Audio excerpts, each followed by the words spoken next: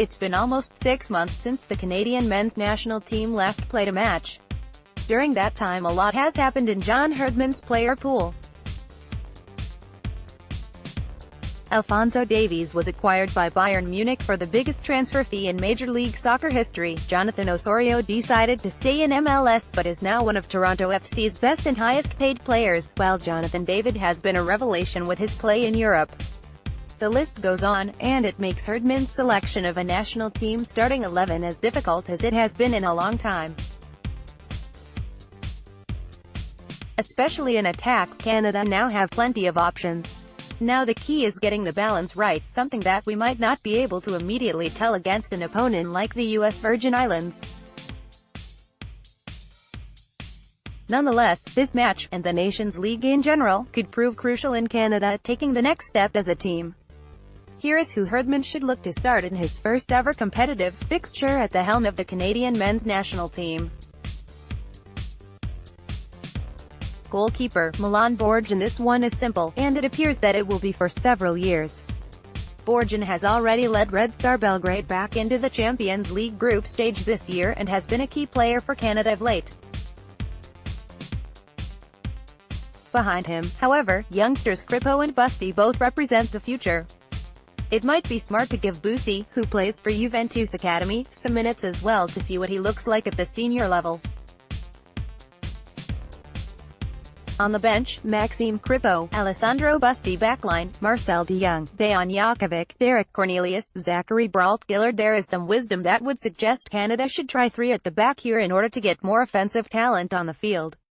But it is unlikely Canada play that style much going forward, especially with the backline depth as it is currently.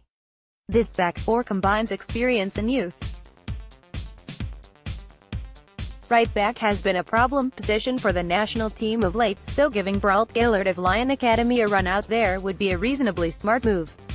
The same can be said of centre-back, where Cornelius is Canada's brightest prospect.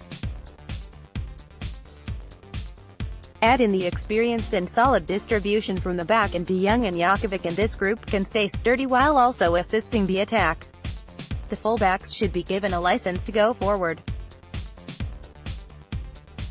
On the bench, Doniel Henry, Mandrick R. James. Midfield, Alphonso Davies, Jonathan Osorio, Scott Arfield, Junior Hoylett. This is probably the midfield mix for Canada going forward, with guys like Marc-Anthony Kaye, Samuel Pete and maybe Atiba Hutchinson factoring into the group as well. Chemistry being developed between Osorio and Arfield is going to be crucial going forward, as they are likely the key players in the middle of the park this cycle. Out wide, Davies and Hoylett will make Canada incredibly dangerous in attack.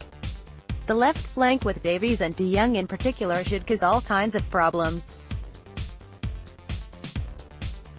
On the bench, Tesho Akindele, Matthew Choinière, Liam Fraser, Russell Tybert, David Wotherspoon. Attack, Jonathan David, Sal Larin at 18. Jonathan David is the most informed player in the country, scoring 6 goals in his first 8 professional appearances with top Belgian league side Gent. He has only started one of those matches. That track record alone means he deserves to get his first ever start for the senior men's national team. Beside him, Sal Larin has always been a bit of a controversial figure when it comes to the national team, as he hasn't ever lived up to club form in the red and white. A big issue, and that is that he has often been too isolated up front when playing for Canada. Having David alongside him wouldn't hurt in that regard, nor would boosting his confidence in national team colours. It should be clear that his leash is short, however, for Larin, as Canada does have many other options, including Cavallini and Miller, off the bench. On the bench, Liam Miller, Lucas Cavallini, Tosaint Ricketts,